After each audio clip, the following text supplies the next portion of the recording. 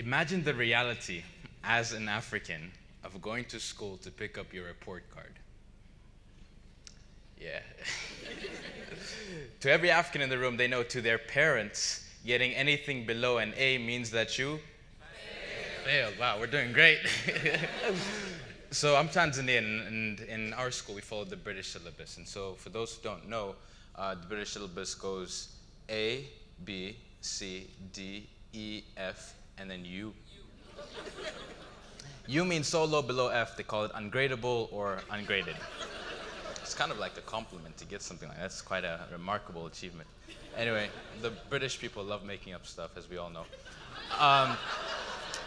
Yeah, so it was about exactly 10 years ago. I walked into high school, went to pick up my grades, and now I was really excited to get my grades. And I picked them up, I opened them, I even surprised myself. So, see, I took 4 subjects: physics, geography, business, and math.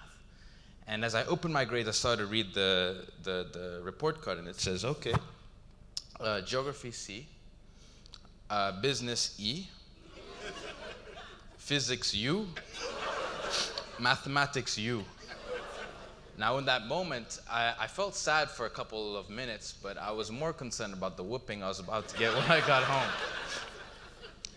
See, fast forward 4 years later, I graduated top of my class in university in the United States. 7 years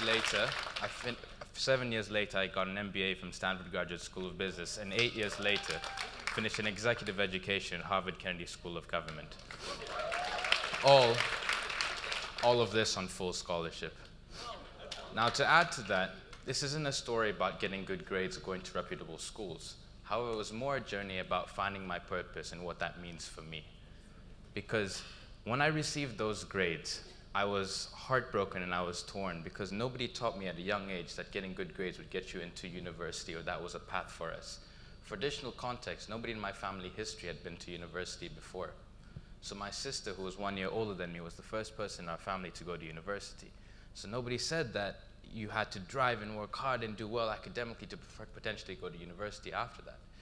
So when I got these grades, I was really depressed and I was sad. And why I got them was because there was nothing that guided me, that gave me that energy to work towards something. So when I received those grades, I started applying to universities, and rejection after rejection after rejection after rejection came in. And I was frustrated because I wanted a way out. So what I started doing was I started emailing all the directors of admissions. Find their email on the website, I just email them, please give me a second chance, give me a second chance, give me a second chance. Until finally one of them gave in.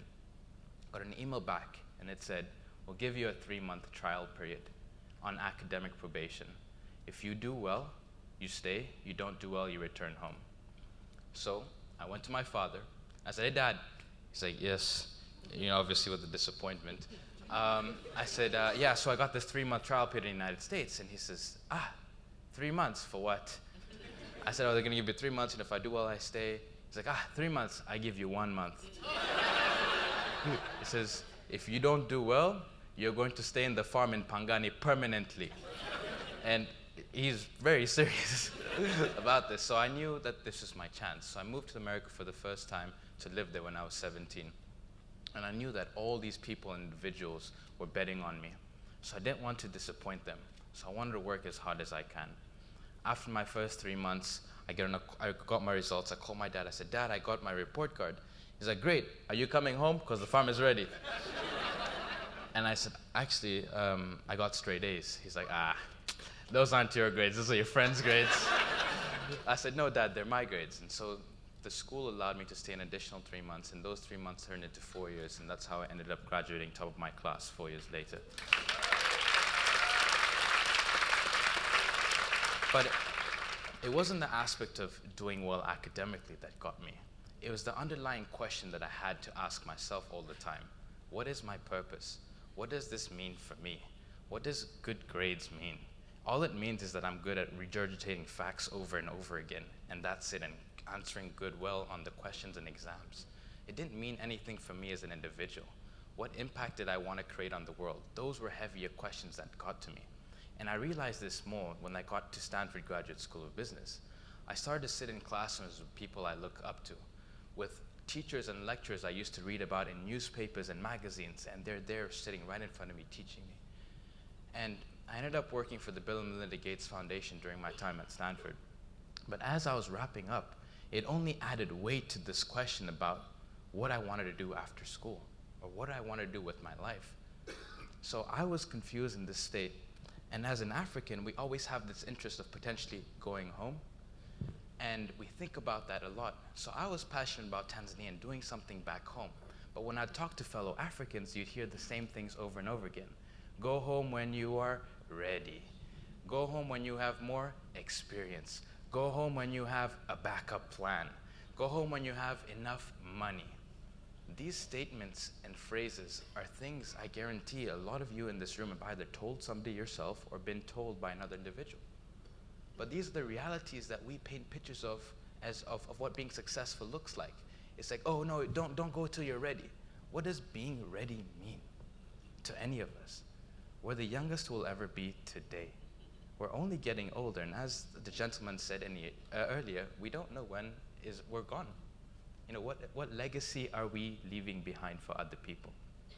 So as I asked myself this question, and I saw all these types of responses around the community, I didn't know where I would go with this. So I had seen, like, as we neared to graduation, I started seeing the job offers coming in with lucrative salary offers, including green cards to work and stay in the United States. And I started to ask myself, is this what I want to do?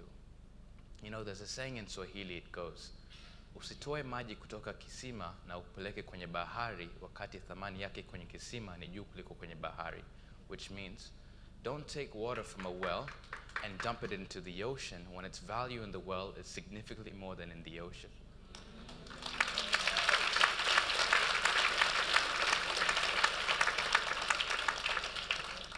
So that statement got me tossing and turning and trying to figure out. And so I said, do I want to live the American dream or build my African dream?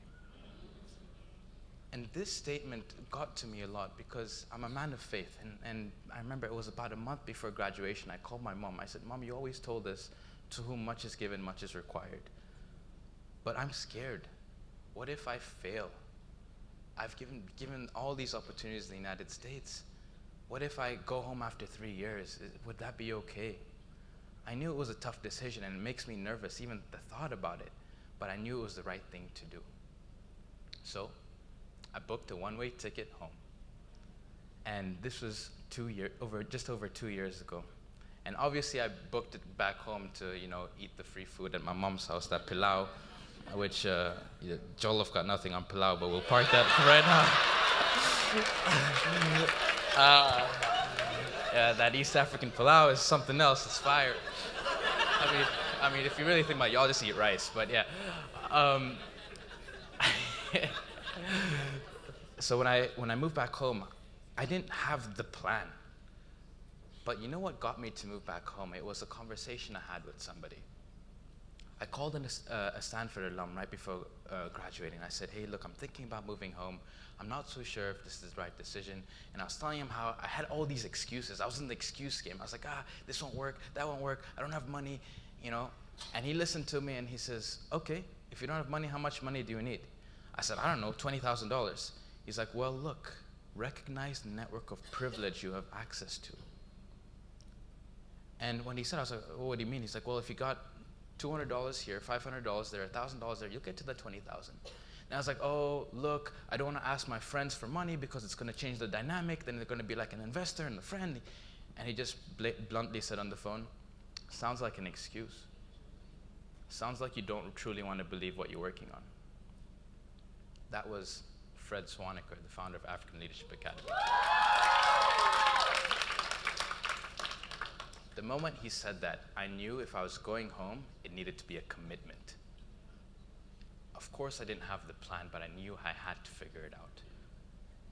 So when I moved home, you know, I had remembered during my time in Silicon Valley that I'm passionate about financial services, and I had remembered during my time in Silicon Valley how all these new modern financial services had transformed, putting power back into people's hands in the United States.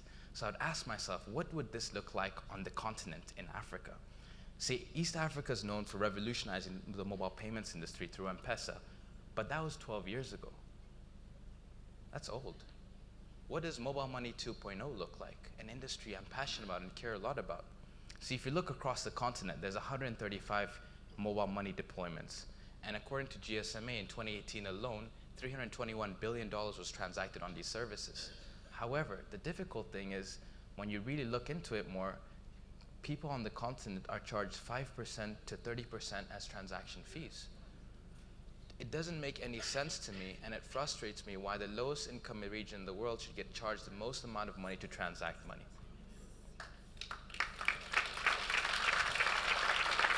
So I went on a journey to try to figure this out.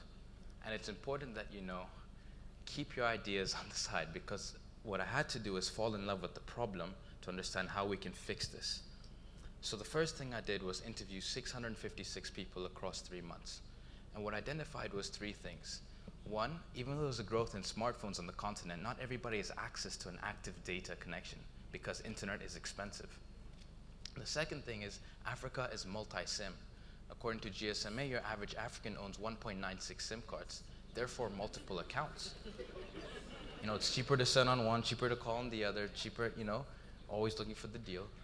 I get it, it's cool, you know. But because of the multiple accounts, that means financial services are also separated, which leads to my third point. There's mass fragmentation. Therefore, 95% of Africans can't tell you how much money they spent the previous week. So how do we, as an economy, make smarter decisions on how we spend money? How do we save better? So with these 3 things in mind, I had to make sure that I wasn't tied into an idea of what to build, but more understanding and falling in love with the problem. Because it's like running a race. It's like being a runner and wanting to run this race, but getting down on your pathway and not knowing where you're going. So before we wrote a single line of code, it was important that we understood the problem and the key insights better. So once we did this, we started Nala. Nala is a mobile money application that enables you to make payments, pay friends, and purchase airtime without any internet. And when we released this in the Play Store, I've never studied banking, I've never worked in finance, but today Nala ranks #1 top free finance app in my entire country.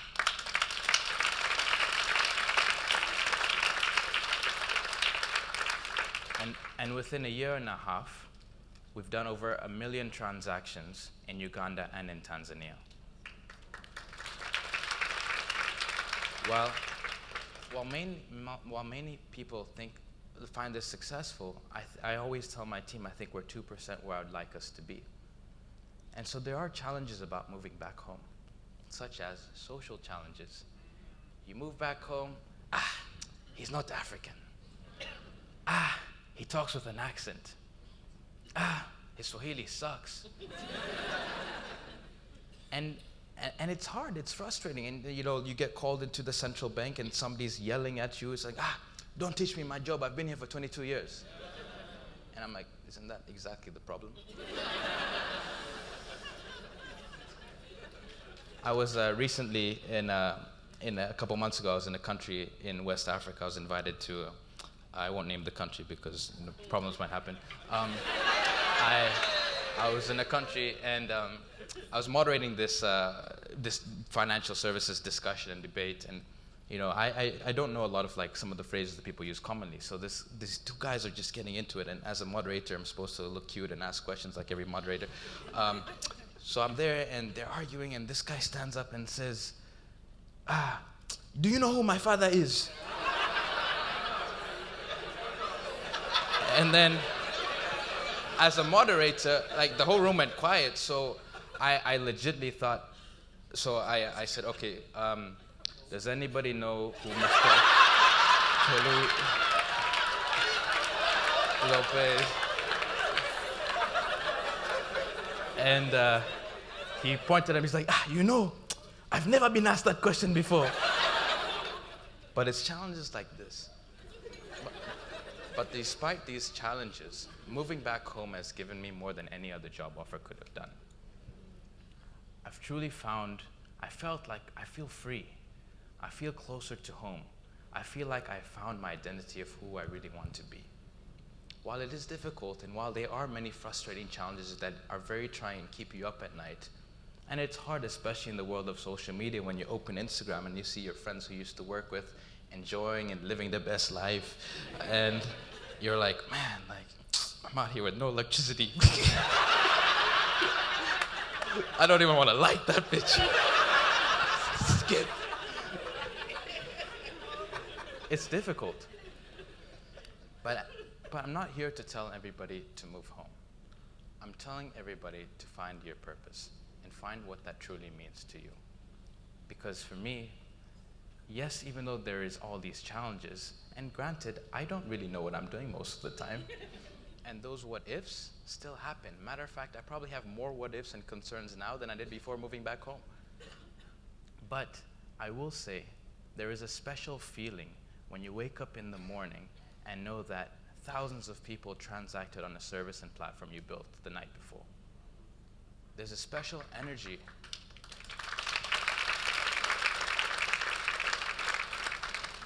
There's a special energy you get when you're working on something you care about. You will see your body light up and wake up in the morning and be excited about it. And that is the feeling I get today. While even though I don't have everything figured out, I know I'm running in the right direction of something I care about a lot. If you do choose to go home, don't do it for the praise, but do it for your purpose and what that means for you.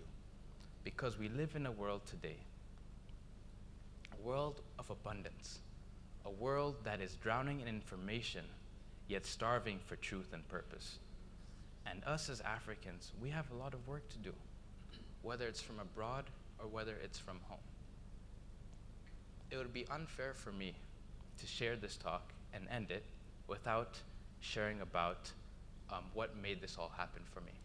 And to me, the most important thing is my faith. So I would like to thank God for gracing me with opportunities that are beyond anything I could imagine. And as I close, I'd like to share with you a Swahili proverb. It goes, moja akifika, wote tumefika. Moja akishangilia, wote tumeshangilia. If one of us make it, we all make it. If one of us celebrate, I'm not done. If one of us celebrates, we all celebrate. Thank you.